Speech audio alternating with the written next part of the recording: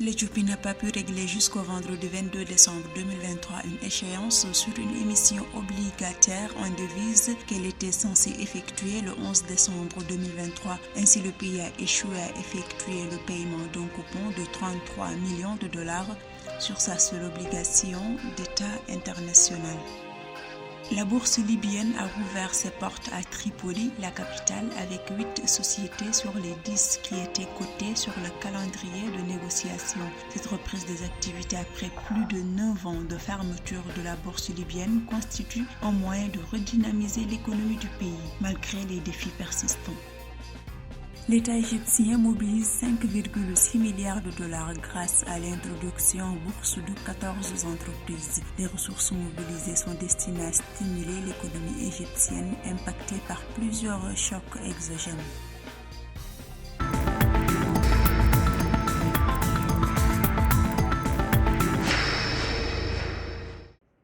L'Éthiopie a échoué à effectuer le paiement d'un coupon de 33 millions de dollars sur sa seule obligation d'État international. Le pays était censé effectuer le paiement le 11 décembre 2023, mais il avait techniquement jusqu'au 12 décembre pour fournir l'argent en raison d'une clause de délai de grâce de 14 jours inscrite dans l'obligation d'1 milliard de dollars. À cet effet, les détenteurs d'obligations n'avaient pas reçu le coupon jusqu'au vendredi 22 décembre 2023, dernier jour ouvrable bancaire international avant l'expiration du délai de grâce.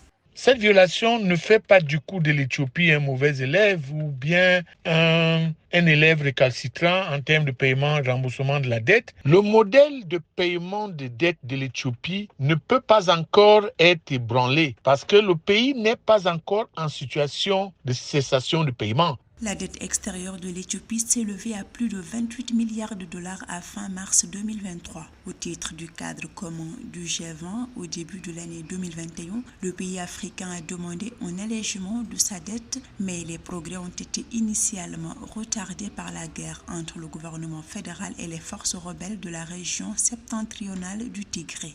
Le pays vient juste de ne pas respecter un délai de grâce, mais ça ne fait pas automatiquement de l'Éthiopie un pays non exemplaire. Moi, je pense plutôt que ça devrait attirer l'attention des bailleurs de fonds, ça devrait attirer l'attention des membres du Club de Paris et du Club de Londres, que bien que l'Éthiopie soit un pays exemplaire, il aurait peut-être déjà besoin d'un rééchelonnement ou bien d'une révision ou d'une remise des dettes. En raison de sa base industrielle solide et d'un cadre juridique institutionnel attractif, l'Éthiopie a longtemps été prisée par les investisseurs, notamment chinois. Ainsi, la dette du pays africain envers la Chine est estimée à 14 milliards de dollars. Cependant, le non-paiement des obligations par les États peut avoir des répercussions graves sur la réputation bancaire d'un pays et entraver son accès aux marchés internationaux.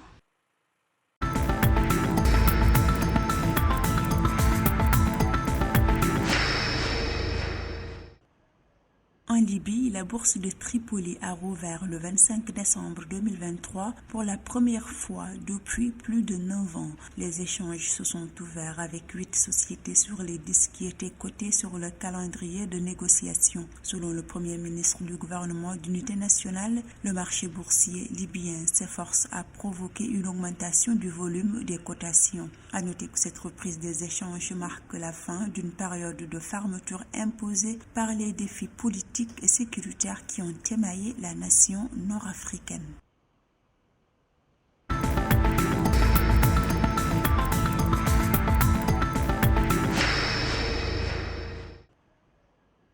L'introduction réussie de 14 entreprises publiques sur le marché boursier de l'Égypte depuis mars 2022 a permis à l'État de mobiliser 5,6 milliards de dollars. La mobilisation de ces ressources budgétaires vise à relancer la croissance économique et à porter la part du secteur privé dans l'économie à 65% en 2025 contre 30% en 2021. À noter que les besoins de financements extérieurs de l'Égypte sont estimés à 24 milliards de dollars pour l'exercice fiscal 2023-2024 selon le gouvernement.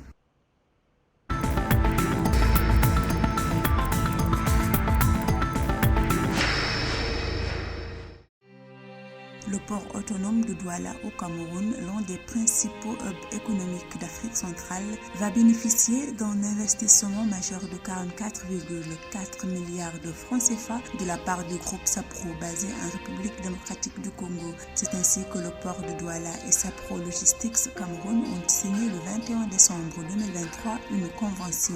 Ceci porte sur l'aménagement d'une zone logistique et d'un parking d'attente des camions en zone navale du port. Le projet sera déployé sur 2 sites d'une superficie totale de 15 hectares, dont une zone logistique de 5 hectares et un parking de camions de 10 hectares.